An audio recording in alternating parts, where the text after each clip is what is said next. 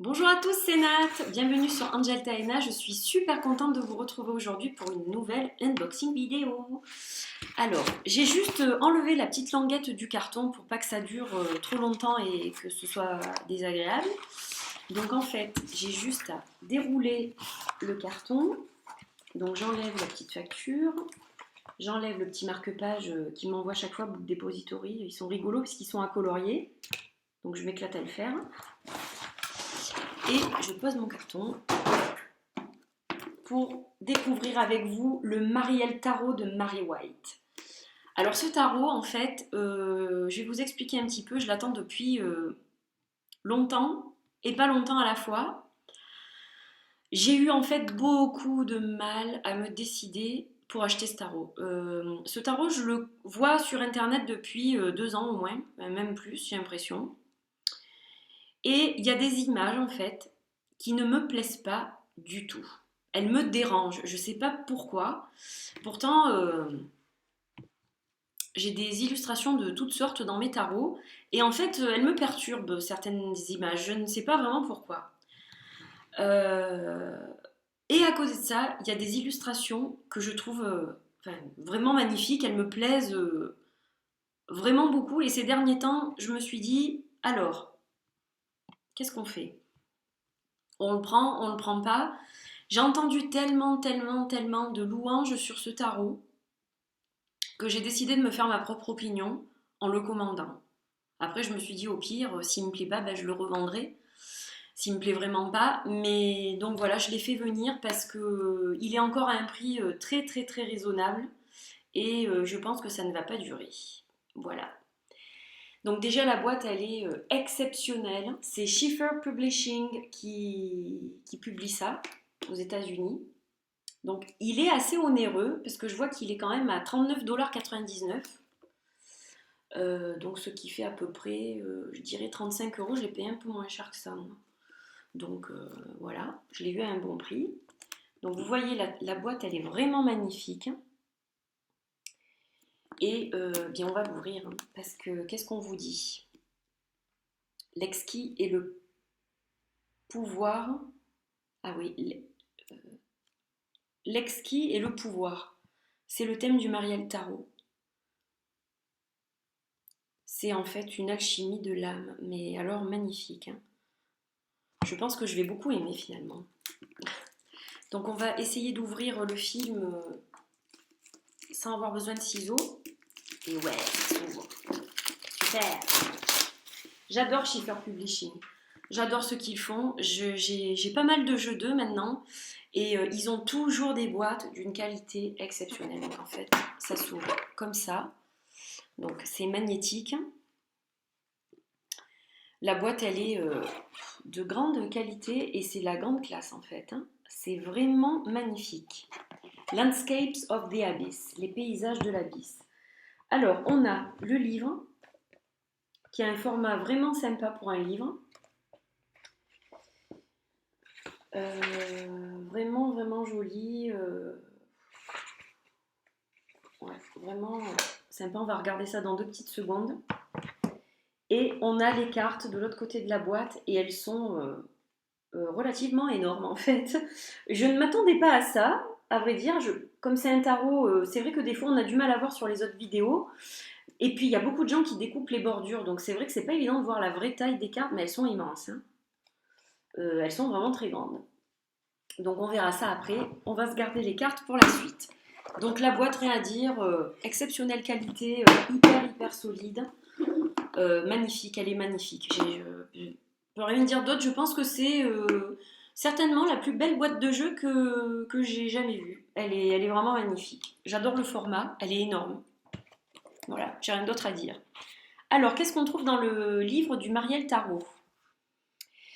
Donc, une petite dédicace. Ce livre est pour mes 3 brillants et talentueux enfants, Sophie, Rex et Freya, les lumières de ma vie. Ça, c'est beau. Ensuite, elle remercie d'autres personnes, la table des matières, l'introduction au tarot. Donc, elle vous donne une petite introduction en disant déjà ça commence par l'art et le langage de l'âme. J'adore. C'est tout à fait vrai en plus. Voilà, elle lui parle des paysages de l'abysse en prenant Nietzsche comme exemple. Elle vous parle un petit peu d'histoire. Majeur et mineur ensemble, la structure du tarot. Donc les arcanes majeurs, il y a un petit tableau avec les arcanes majeurs, les arcanes mineurs. On est sur des noms classiques. Alors je sais pas, elle a peut-être changé des petites choses, mais non, j'ai pas l'impression. Non, tout est normal. Et on est sur page chevalier, reine et roi. Voilà. Ensuite, il y a un petit paragraphe qui s'appelle parfaite ambiguïté. Oui, bah, c'est tout à fait ça. La parfaite ambiguïté que je ressens pour ce tarot. Et ensuite, donc, vous avez sur chaque page donc, la carte, le nom de la carte, une petite phrase, une petite anecdote, une petite phrase. Là, c'est de Joseph Campbell, par exemple. Et puis, elle vous parle de la carte. Donc, elle va vous décrire en fait le personnage. Vous parlez de l'illustration et ensuite vous avez les mots-clés et la signification traditionnelle.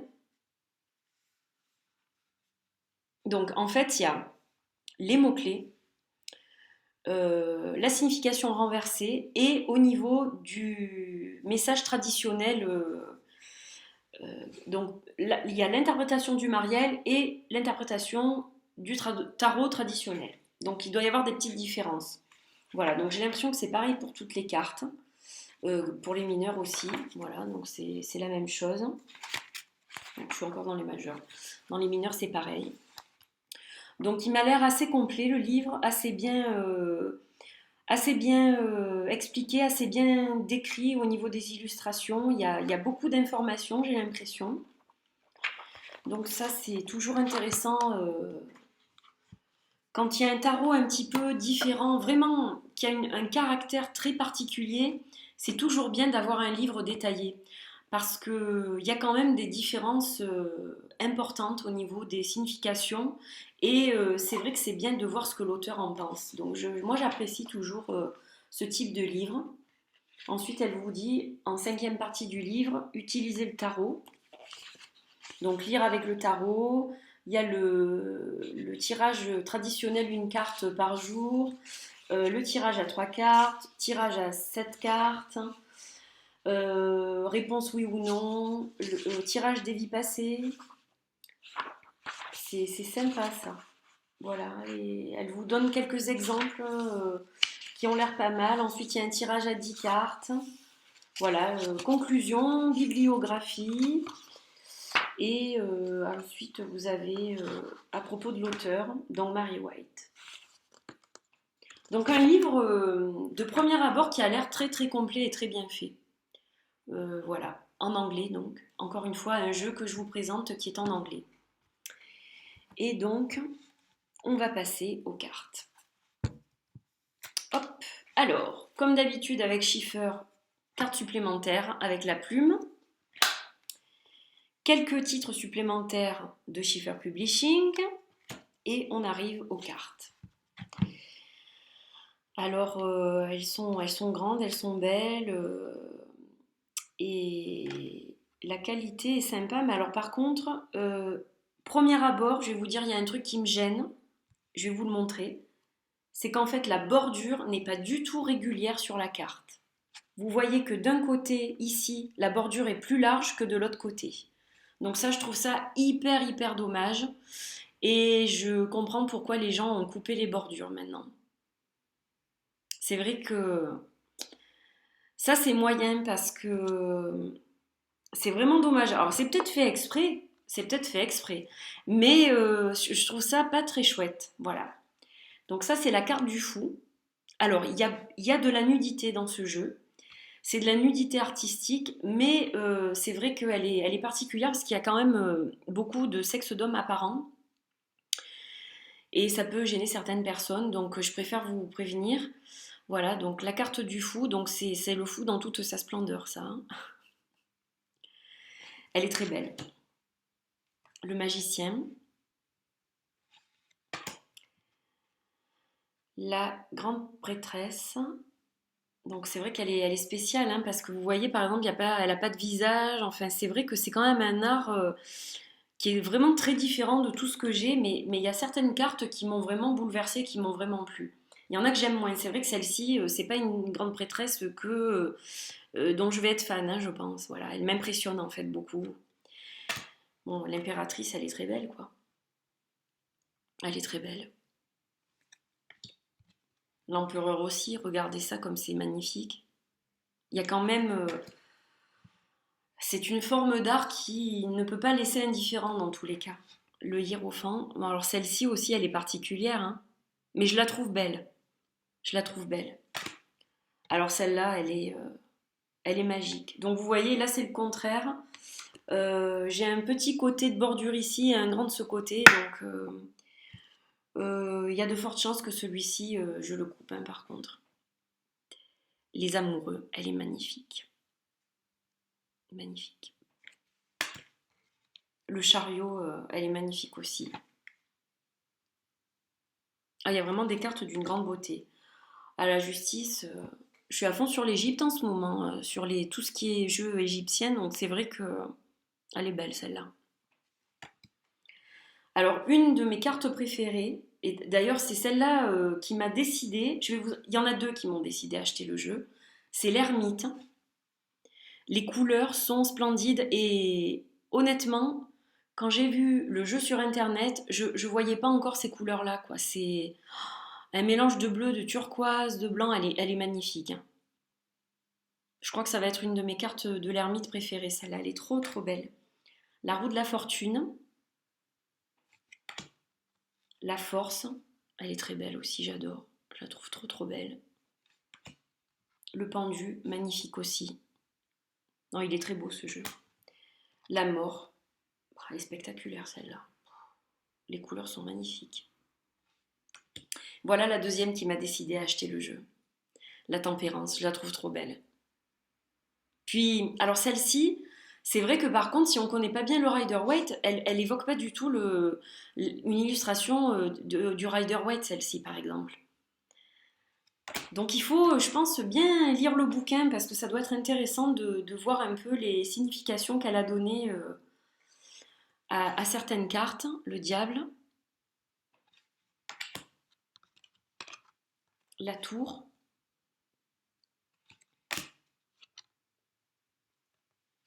l'étoile, la lune. Alors elle est très belle aussi celle-là.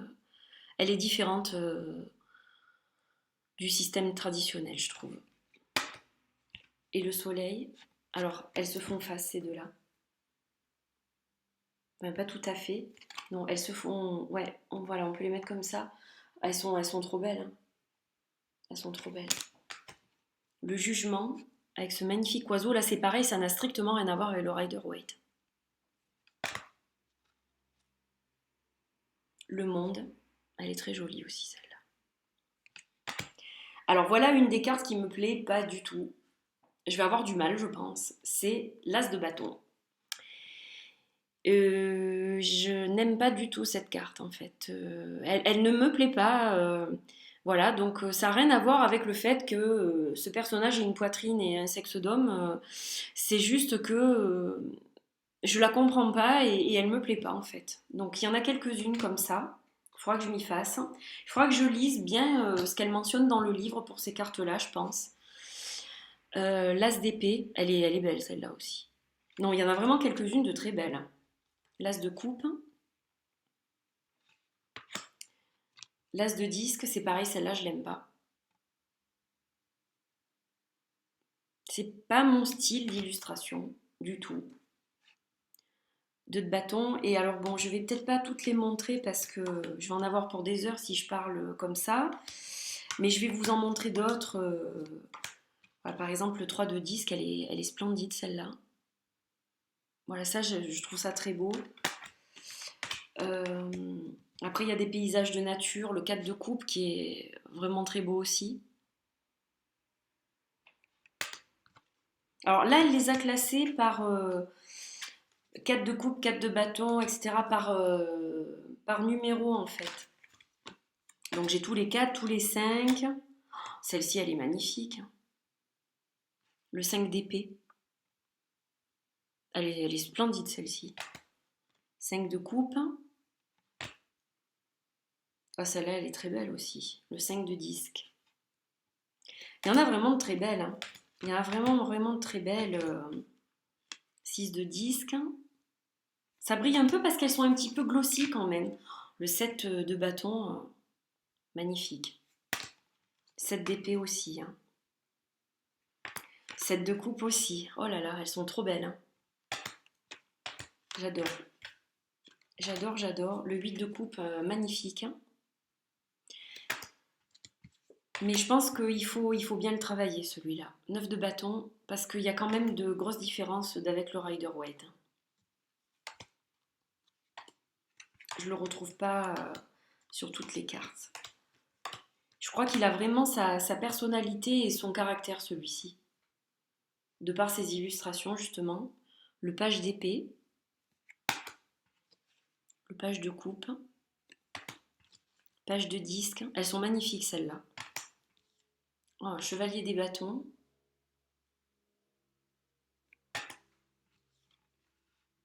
Chevalier d'épée. Chevalier de coupe. Chevalier de disque, je craque complètement.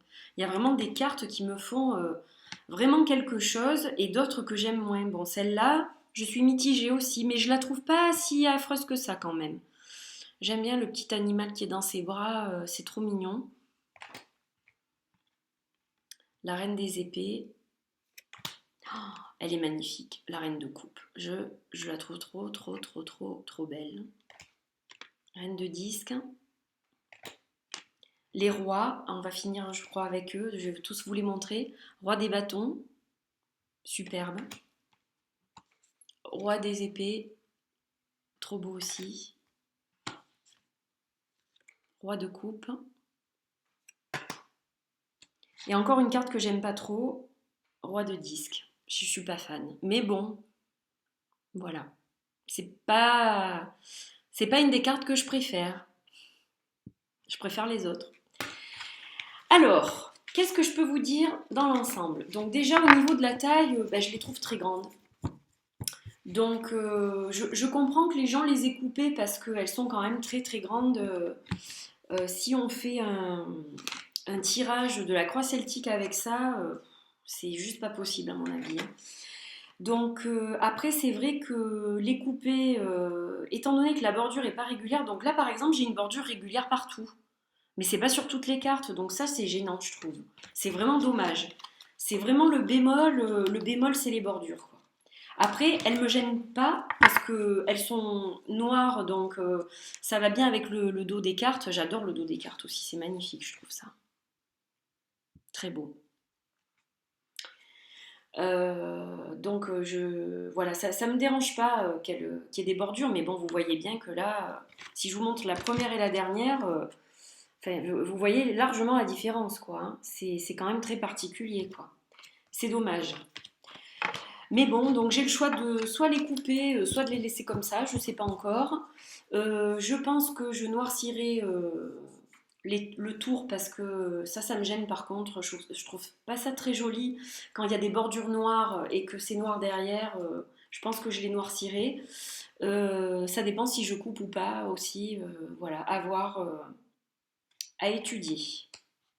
À la limite, les couper et remarquer le nom de la carte avec un stylo brillant indélébile, ça peut le faire. Donc je vais y réfléchir. Voilà, donc non, globalement, je le trouve très beau. Je le trouve très beau. Je m'attendais pas à de si belles illustrations. C'est vrai qu'il y a vraiment certaines cartes qui m'interpellent beaucoup. Il y a des couleurs magnifiques. Est-ce que je vais travailler avec ou est-ce que ça sera collector? Je ne sais pas encore. Parce qu'il faut vraiment que je me familiarise avec certaines cartes que j'aime moins. Voilà, donc je vais me faire ma propre idée sur ce jeu en le travaillant. Et voilà, j'espère que j'arriverai à m'y faire. Mais bon, je pense que je vais le garder parce que c'est quand même de l'art et je le trouve quand même splendide, quoi. Il y a que quelques cartes qui me dérangent, il n'y en a pas beaucoup. Et tout le reste est tellement beau que voilà, je suis très contente de l'avoir pris finalement. Voilà, je voulais partager mes impressions avec vous. J'espère que cette vidéo vous a plu. Je vous dis à très bientôt pour de nouvelles vidéos. Passez une belle semaine et à bientôt. Bye bye.